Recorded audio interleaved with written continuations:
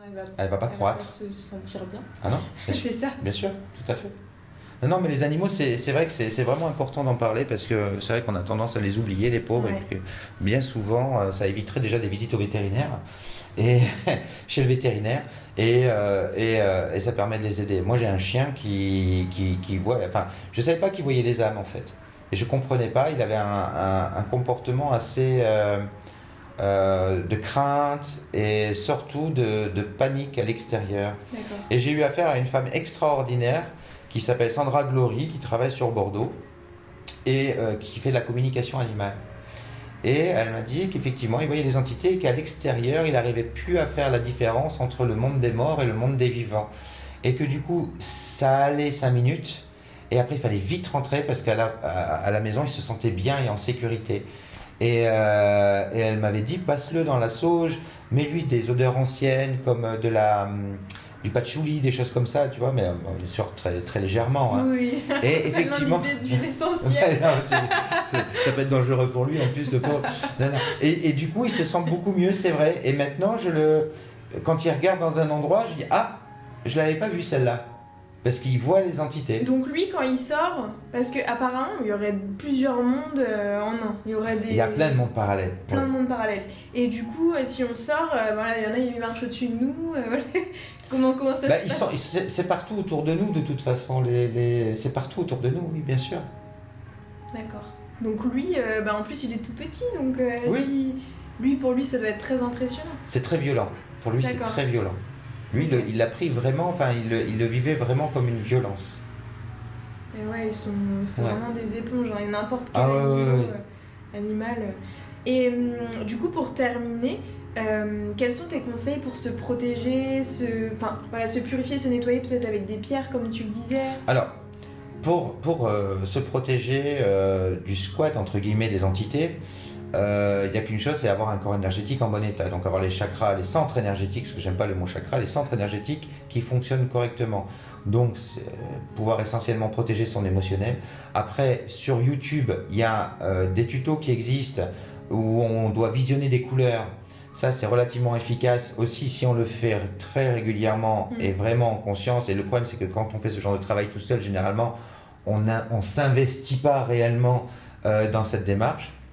Sinon, il faut aller chez des thérapeutes qui font ce genre de choses-là. Alors après, bon, moi, voilà, un thérapeute qui touche vos énergies, il faut faire attention aussi que le thérapeute soit bien dans ses baskets parce que ça peut aussi vous jouer des tours. Ensuite, alors en pierre, oui, en pierre, il y a des pierres qui sont bien sûr, pour se protéger des entités. Il y a la spinelle noire qui est très efficace. Encore une fois, c'est pas un bouclier total et hermétique. Pour moi, la spinelle, c'est la meilleure des pierres à porter, mais c'est une pierre qui est forte. Vaut mieux la porter à droite qu'à gauche d'ailleurs. Il faut la porter sur le bras droit si c'est un bracelet. Très forte parce que vraiment c'est quelque chose de pesant et si vous allez dans un lieu qui est hyper chargé, le bracelet peut exploser. C'est vraiment assez impressionnant. Mais encore une fois, c'est pas du 100%.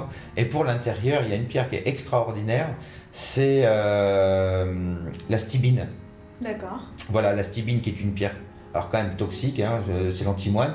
Il faut pas la toucher, vous la mettez dans un coin et ça protège les énergies négatives. Mais dans tous les cas, c'est notre vibration, il faut qu'elle soit bonne. Donc, et comme à chaque fois qu'on a un choc émotionnel, une maladie, etc., on est en perte énergétique, on peut être squatté. Donc après, on peut mettre en place aussi cette convention mentale, plus dure que la dureté, plus fort que la force, qui est un véritable bouclier à lui-même. Mais il faut le conscientiser, c'est difficile. Et des gens préfèrent largement se rattacher à des gris-gris ou à des petites choses parce qu'ils font un transport de responsabilité quelque part. Alors que tout est à l'intérieur, comme tu le dis. Alors que voilà, tout est à l'intérieur. Et donc toi justement tu proposes, tu es très actif sur les réseaux, donc sur Facebook tu partages beaucoup de choses, tu as un blog il me semble, tu écris des articles. J'ai pas de blog, non, il y a que mon Facebook et ma chaîne YouTube. Ta chaîne YouTube où tu proposes des tutos sur comment utiliser son pendule, comment propulser son corps astral, cette convention mentale aussi il me semble, et tu proposes justement des soins énergétiques sans toucher. Voilà. mais pour rééquilibrer les chakras, donc avec ce qui s'appelle le ciel de cristal. Est-ce que tu peux parler de ce qu'est le ciel de cristal? Alors, le ciel de cristal, c'est un soin quantique, donc il va prendre en compte l'âme en même temps. Alors, l'avantage, c'est que personne ne touche le patient. Ça, c'est déjà, je pense, l'avantage numéro 1. Et ce sont 7 cristaux taillés à 12 facettes, les cristaux les plus purs qui existent, où on a mis la couleur correspondant à chacun des centres énergétiques de l'être humain, avec une petite lumière qui va pulser. Donc ça va travailler sur le corps énergétique dans son ensemble, et souvent ça agit un petit peu comme un scanner. On va sentir des picotements à des endroits, donc ça va traiter d'abord tout ce qui est physique, pour aller beaucoup plus loin ensuite. C'est un soin qui dure 1 heure, vraiment pour que ce soit complet, que vraiment on en ait tous les bénéfices.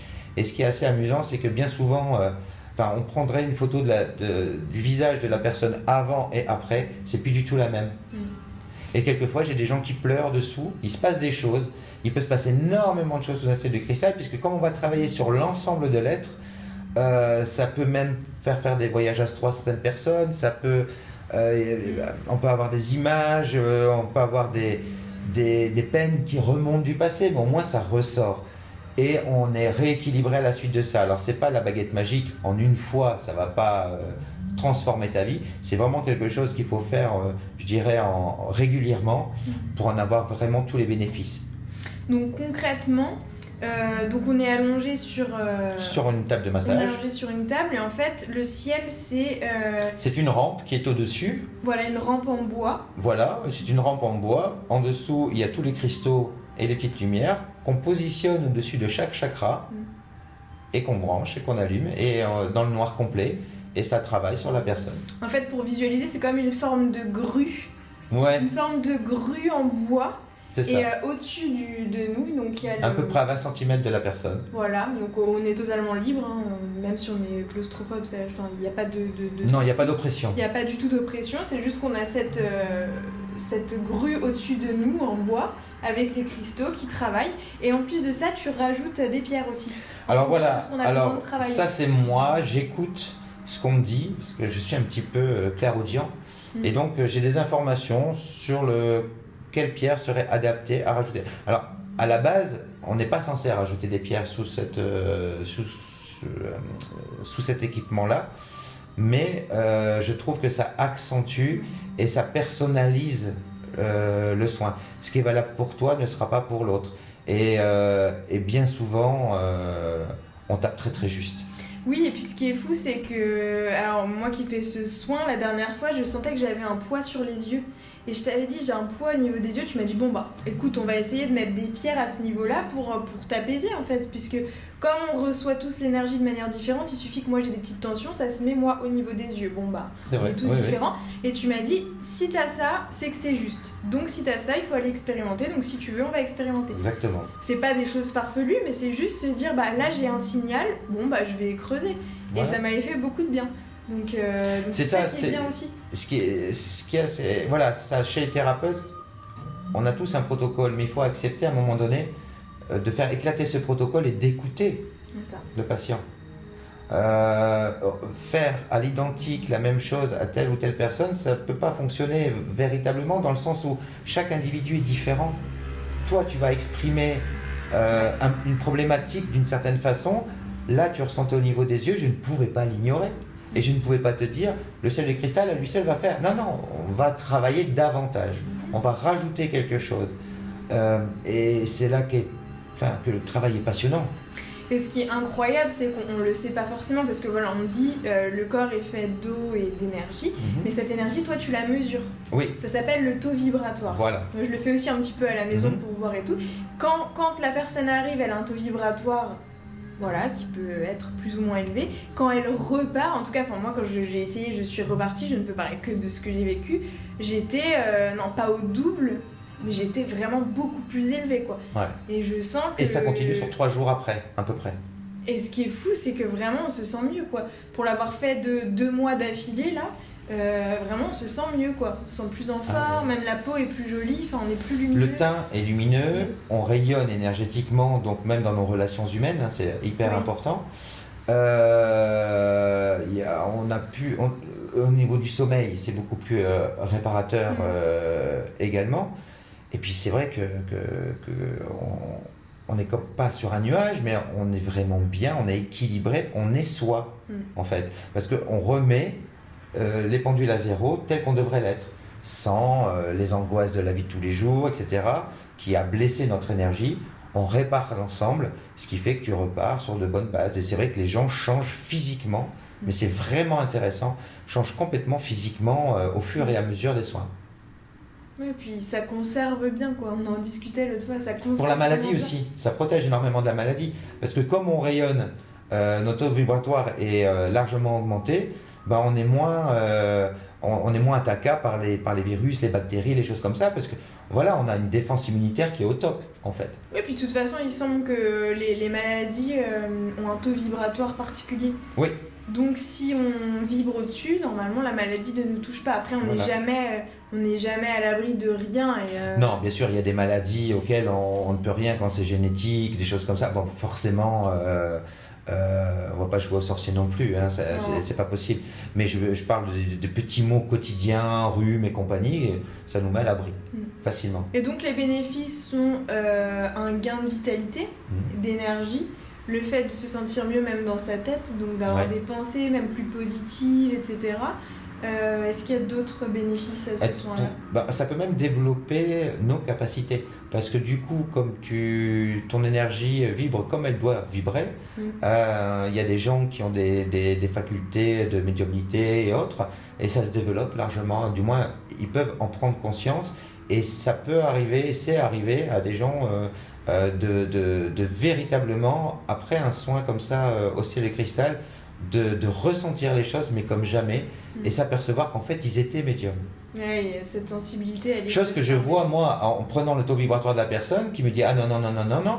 Et puis, en fin de compte, je sors souvent, parce que j'ai une cravache aussi. Mais toi, je n'ai jamais sorti la cravache. Non.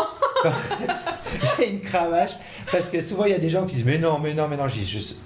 Ça m'est arrivé pour une amie qui était médium, et je lui dis « Mais non, j'ai pris la cravache, je dis « Tu vas t'inscrire, tu te mets à ton compte, parce que tu es une médium, tu es une bonne médium. Prends-toi en main ». Et je voulais faire des petites cartes imprimées avec une cravache dessus pour penser à moi, c'est dans le portefeuille, en disant « Vas-y, booste-toi, avance ». Et voilà, et ça a révélé pas mal de monde.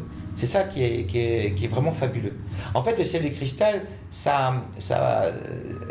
il se passe énormément de choses en fait là-dessus, et plus on en fait, c'est vraiment un oignon que l'on pèle.